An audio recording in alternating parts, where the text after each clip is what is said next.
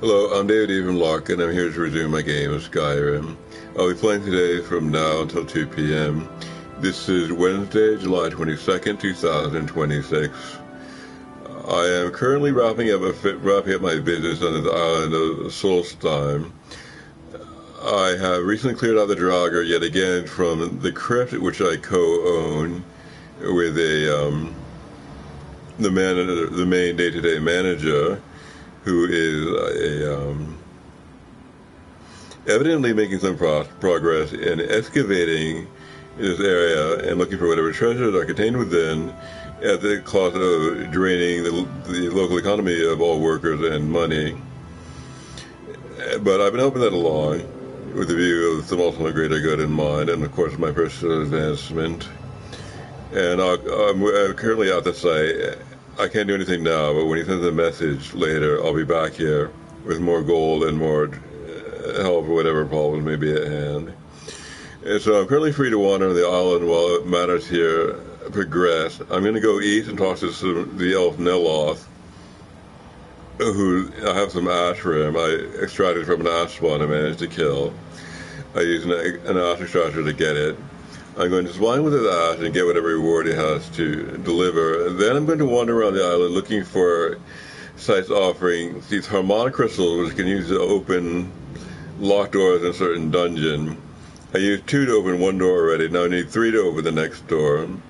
These crystals, or whatever they're called, these stones, I don't quite remember the name, are hidden in dungeons of a certain type, which are marked by a certain icon on the mini-map, a sort of alcove with a window in it, a certain tower with a window with an arched top. That seems to be the shape of the icon. In any case, I'm going to look for these icons and plunder them of their stones and crystals and bring them back to the main dungeon. Use these crystals to open doors and take whatever opportunities should lie beyond those doors. And that's going to be my questing project while I try to wrap up this island. And so, with that as fairly enough outlined, I'm going to begin my reading. I'm going to read today an accounting of the scrolls and breathing water. I read all of this in the beginning of Breathing Water. So, we begin. An accounting of the Elder Scrolls by Quintus Nerevelis, former Imperial Librarian. After the supposed theft of an Elder Scroll from our Imperial Library, I never to find any sort of index or catalog of the scrolls in our possession, so that such situation may be avoided, or at least properly verified, in the future. To my dismay, I discovered that the moss priests are notoriously inexact when it comes to the actual physical manifestation of the scrolls, and had no idea how many they held or how they were organized, merely asking the question about chuckle as if a child asking why dogs cannot talk. I will confess, my jealousy of the ones who can read the scrolls grows, but I am not yet willing to sacrifice my sight to alleged knowledge. The older moss priests I attempt to engage in conversation seem as bad as any other elder who has lost their minds, so I fail to see what wisdom is imparted from the reading. In any case, I set out to create my own index of the Elder Scrolls in cooperation with the monk. And day by day, we went through the tower hall, with them telling me the general nature of each Elder Scroll, that I might record its location. Always careful never to glimpse the writings myself, I had only their word to go on. I meticulously drew out a map of the chamber, where scrolls relating to various specific prophecies were located, where particular periods of history were housed. In all, it took nearly a year of plotting, but at last I had a rough note on the entirety of the library to begin my collation. It was here that things began to go amiss. In studying my notes, I found many areas of overlap and outright contradiction. In some cases, different monks would claim the same scroll to be at opposite ends of the tower. I know they have no taste for jesting, although I would suspect I would be made the fool in some game of theirs. I spoke to one of the older monks to relate my concerns, and he hung his head in sorrow for my wasted time. Did I not tell you, he called, when you started this, that all effort would be futile? The scrolls do not exist in countable form. I had thought you meant there were too many to be counted. There are, but that is not the least of their complexities. Turn to the repository behind you and tell me how many scrolls are locked therein. I ran my fingers over the metal casing, tallying each rounded edge that they encountered. I turned back. 14, I said. Hand me the 8th one, he said, reaching out his hand. I got the cylinder into his palm, and he gave a slight nod to acknowledge it. Now, count again. Hearing him, I again passed my hand over the scrolls, but could not believe what I was feeling. Now there are 18, I got. The old one chuckled, his cheeks pushing up his blindfold and head folded over himself. And in fact, he said, there always were. It was then that I enrolled as the oldest novice ever accepted in the cult of the Ancestor Maw.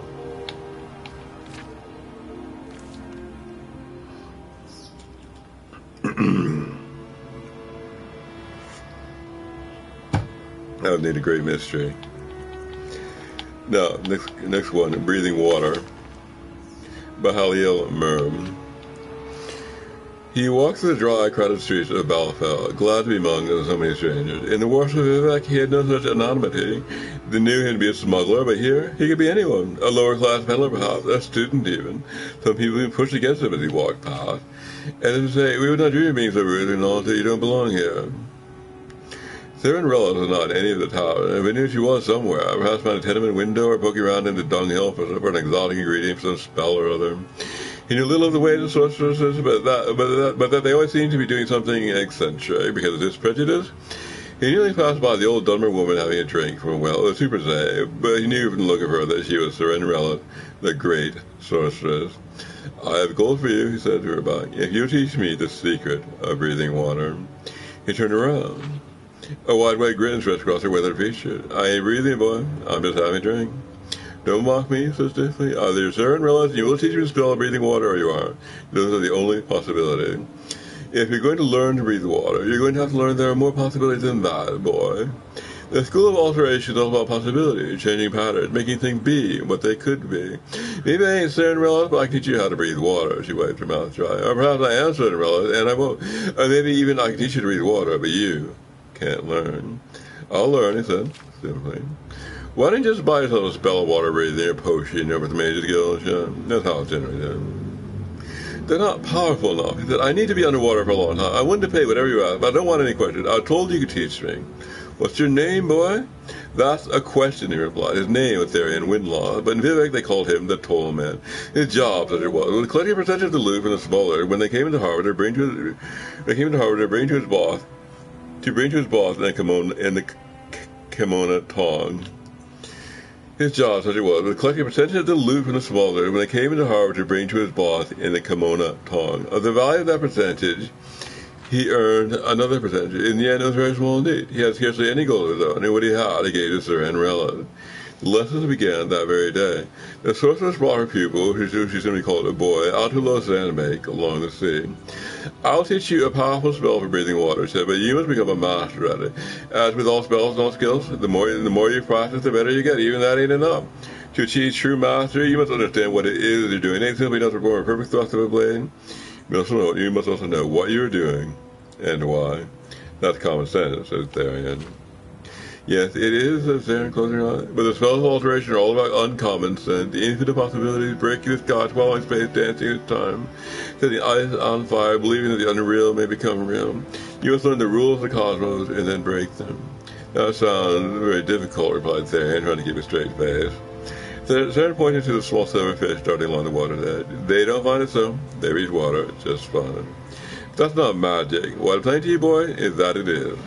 For several weeks, Theron drilled her student, and the more he understood about what he was doing, and the more he practiced, the longer he'd breathe underwater when he found out they could cast a spell for as long as he needed. He thanked the sorceress and bade her farewell.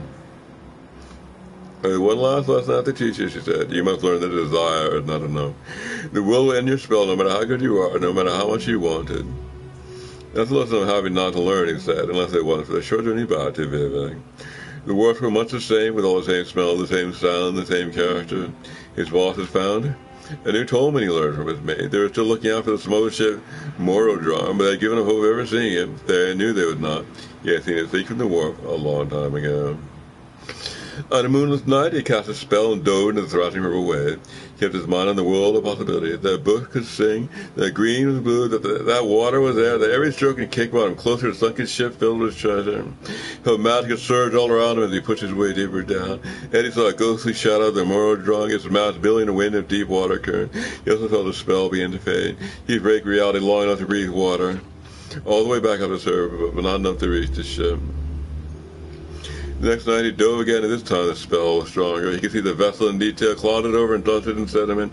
The wound in his hull where it had struck the reef, a glint of gold beckoning from within, but still he felt reality closing in. He had to surface. The third night he made it into the stairs, past the bloated corpse of the sailor, nibbled and picked apart by fish. The glassy eyes bulging, their mouths stretched open. Had they only known this spell, he thought briefly. His mind was more occupied by the gold scattered along the floor, the boxes that contained them shattered. He considered scooping as much as he could. As much as he could carry in his pocket, but a sturdy iron box seemed to be seeking more treasure. On the wall with a row of keys, took each down and tried on the lockbox, but none opened it. One key, however, was missing. Don looked around the room. Where could it be? His eye went to the corpse of one of the sailors floating down to death not far from the box. His hands had like clutching something. It was a key. When the ship began to sink, the sailor had evidently gone for the iron box. Whatever was in it had to be very valuable. Don took the sailor's key and opened the box that filled with broken glass. He rummaged around until he felt something solid and pulled out 2 flasks of some kind of wine. He smiled as he considered the foolishness of the poor alcoholic. This was what was important to the sailor out of all the treasure in the mono drawing. And suddenly, Thalian Winloth felt reality. He had not been paying attention to the grim, tireless advance of the world on his spell. It was fading away. His ability to breathe water. There was no time to surf. There was no time to do anything as he sucked in his lungs filled with cold, briny water. A few days later, the smuggler working on the wharf came upon the drowned body of the former tollman. Finding a body in the water in Vivek, not itself noteworthy, but the subject they discussed over many bottles of flames. How did it happen that he drowned with 2 portions of water breathing in his hand? But how did it happen that he drowned with 2 potions of water breathing in his hand? This one was actually a potion of water breathing. It would have saved him if he'd known it was a potion of water breathing. That's the moral of our story.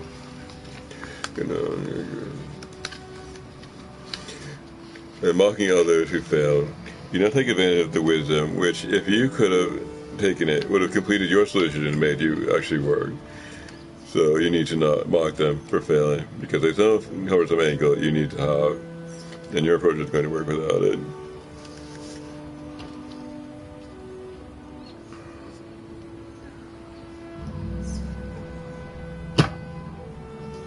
I'll resume. We're going to go east and talk to Nelos. That's this guy here. And tell Mithrin.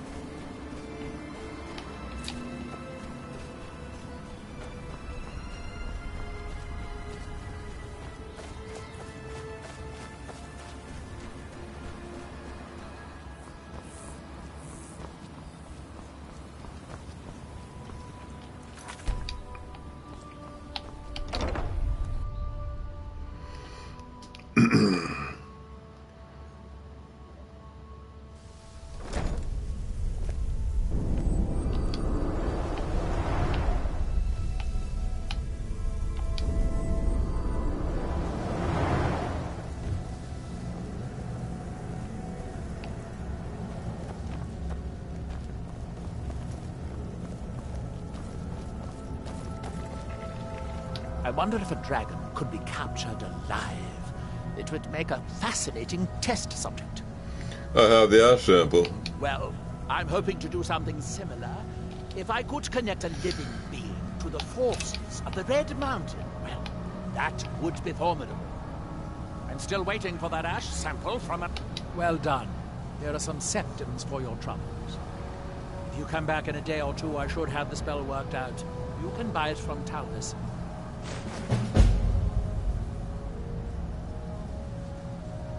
How Drove is working out. The man makes a dreadful cup of Canis root tea. However, he seems to run the place well enough. Oh, were you fishing for a compliment, a sign of gratitude? Don't waste your time. Those things are for the weak and foolish. Where can I find a Briarheart warrior? The Forsworn live in the hills on the western edge of Skyrim. From there, you're on your own. I'm given to understand that they are not difficult to find, if you gather my inference. What do you have for sale? Mostly staffs. They're my specialty.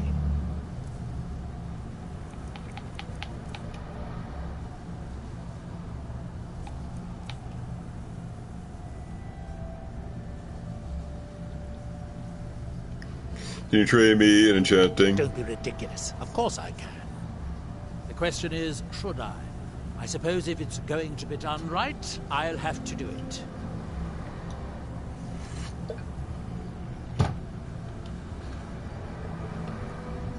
That's that, then.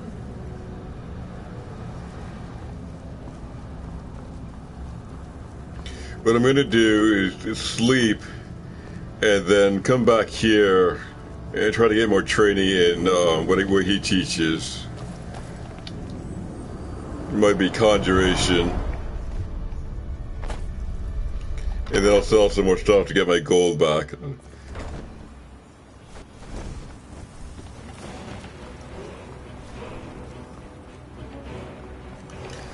So like some kind of fighting. Oh, we have a dragon.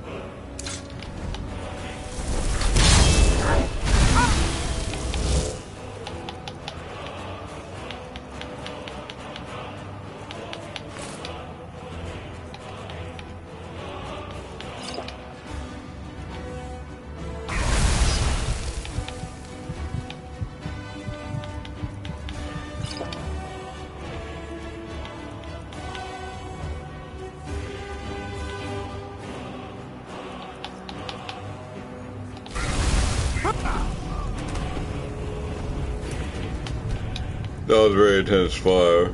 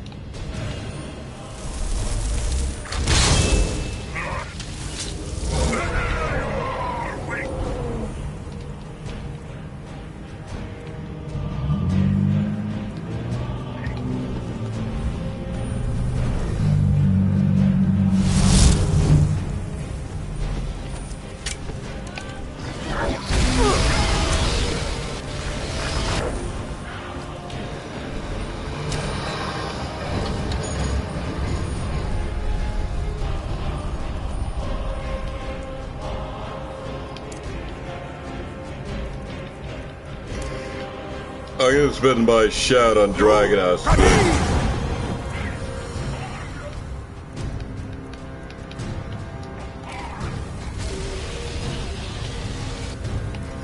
It'll armor me up, maybe give me other bonuses.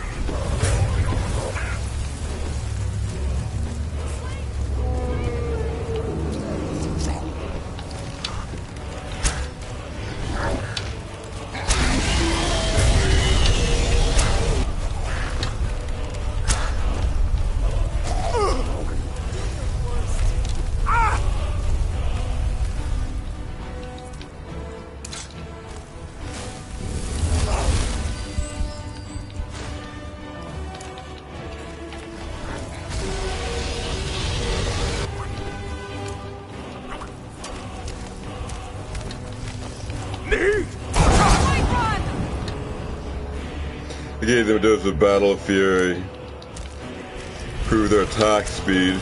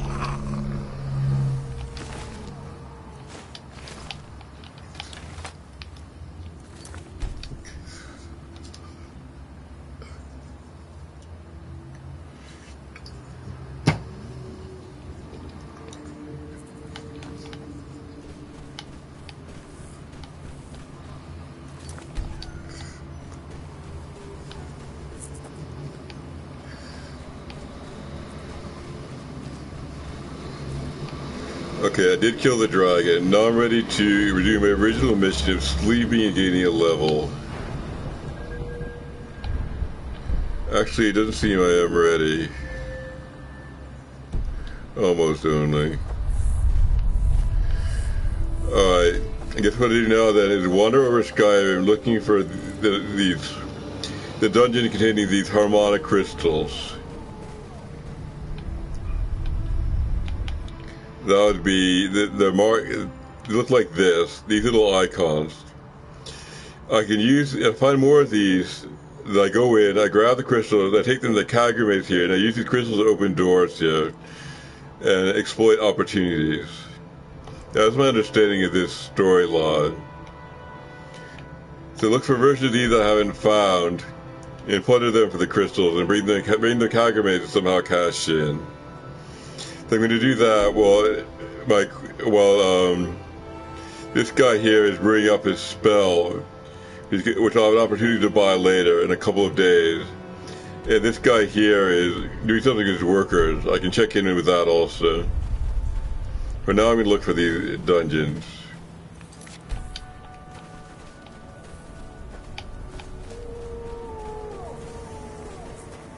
I'm just going to wander around until I find something.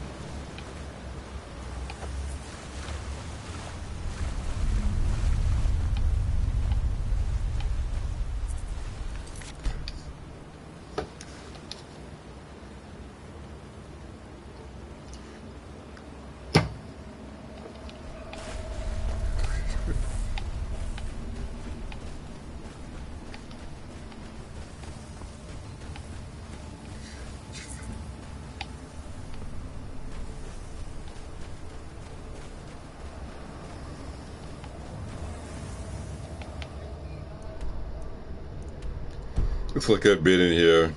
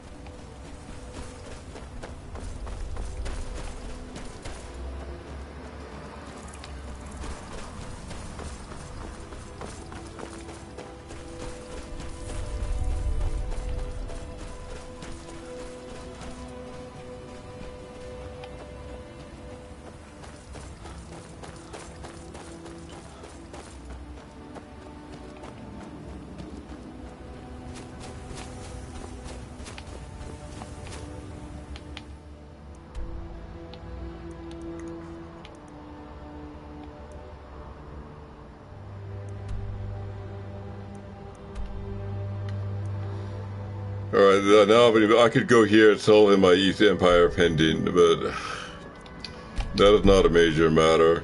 I'm going to press up here, see if I can uncover a new icon.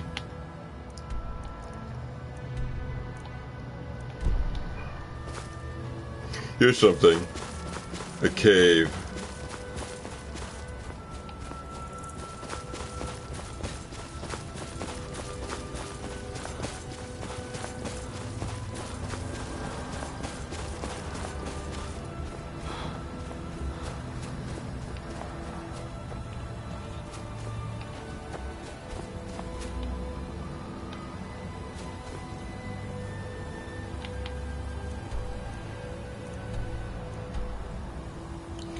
The Altar of Thrawn. I'm gonna see what this is. I don't remember this one.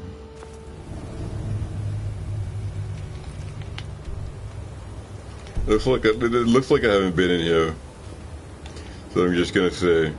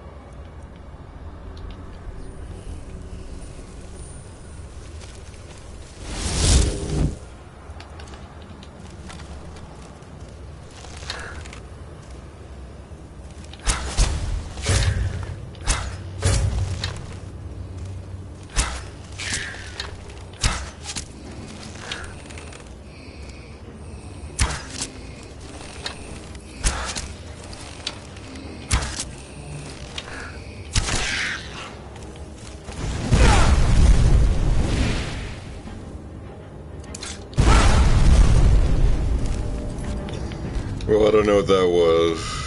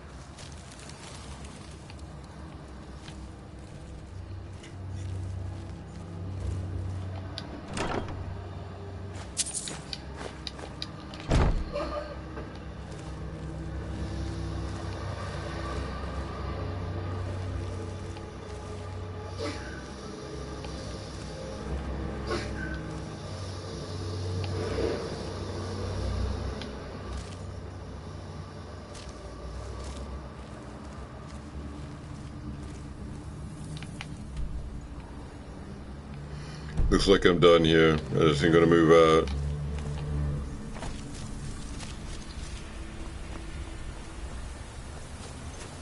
I've got a bad feeling about this. Better late than never.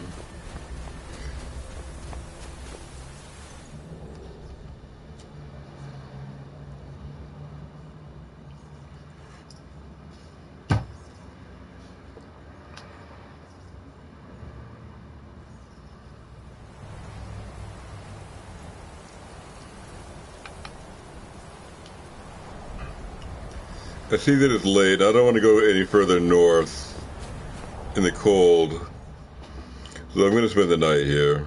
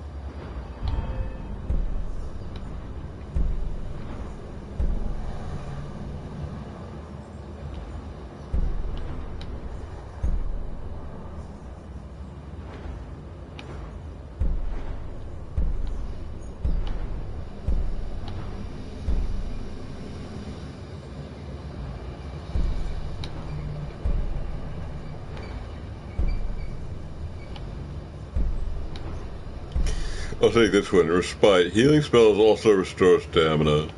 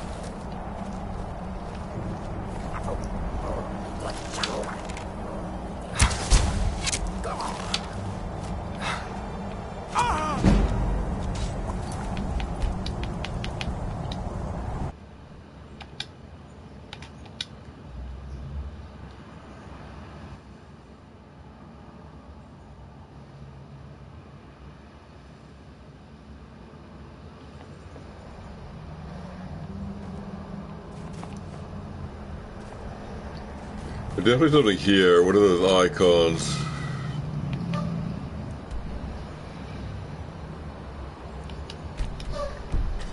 I'm guessing it might be around there.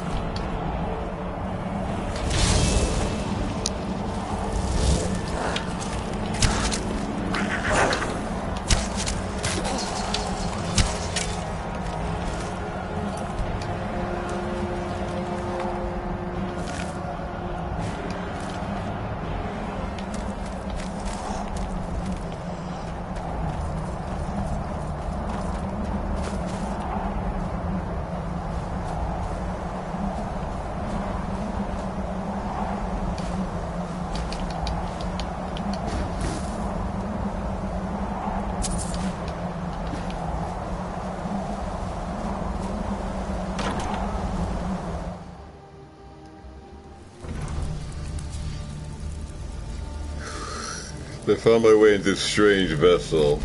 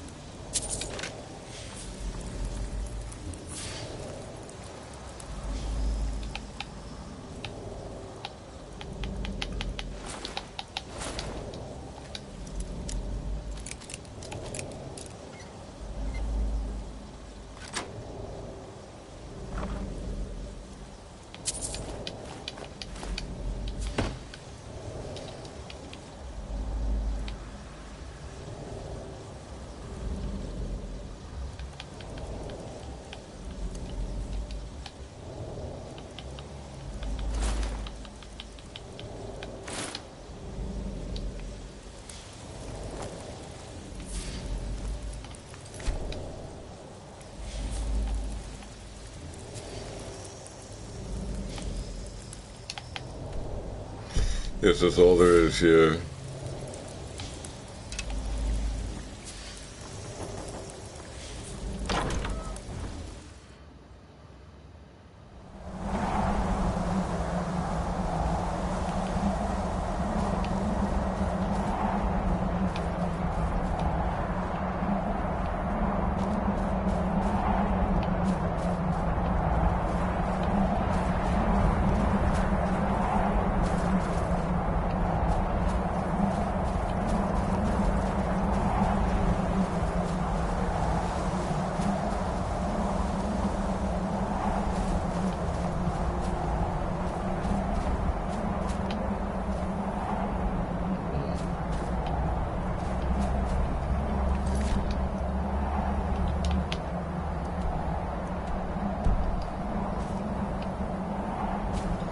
Yeah, I'm gonna head out for this icon here.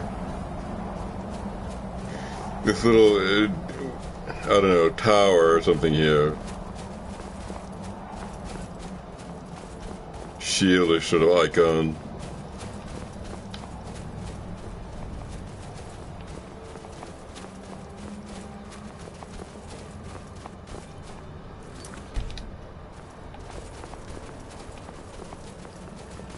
I think the harmonic crystals might be in here. Valve stars.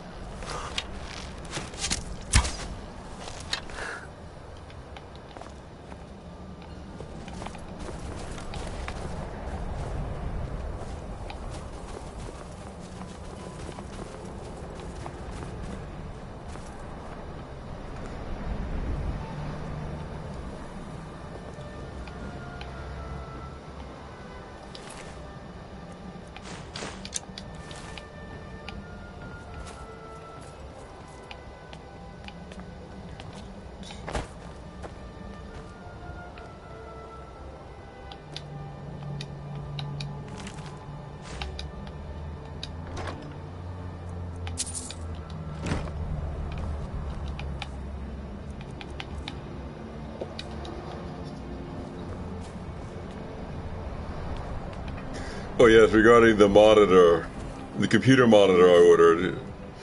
I got a monitor yesterday, which was not the monitor I ordered. And I've got it boxed up now. It's going to be given back to UPS when they arrive, today or tomorrow. And they're going to return it to Amazon. And the account will be credited for the amount spent, which is apparently, according to a phone call I had with SCL last night, about $900. This account will be credited for $900, and that will be used to buy a new monitor. The same monitor. Hopefully it will be delivered correctly this time. And that will progress over the next several days. The computer itself is supposed to arrive tomorrow, Thursday. And I have the camera. That got delivered yesterday. It seems to be the right camera. The Tiny 3, worth about $350.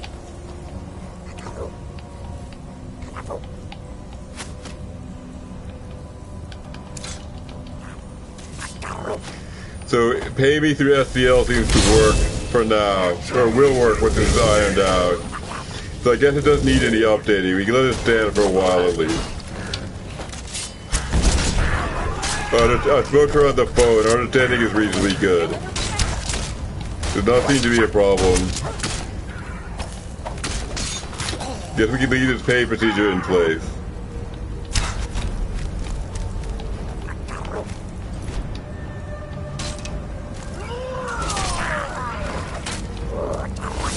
For expenses like this, computer hardware and so forth. But when my parents were still alive, they performed this identical office. They gave me identical pay. We just leave this new version in place to do the same thing. It seems to work, so there's no need to change.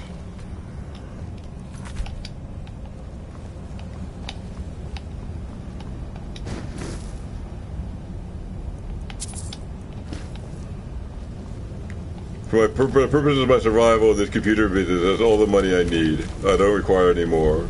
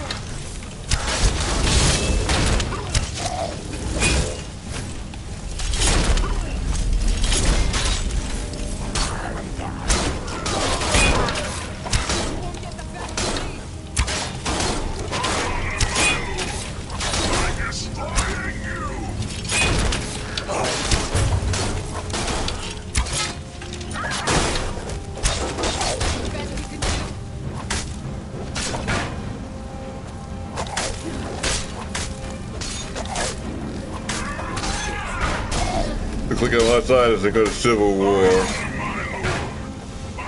Provoked by Lydia, probably.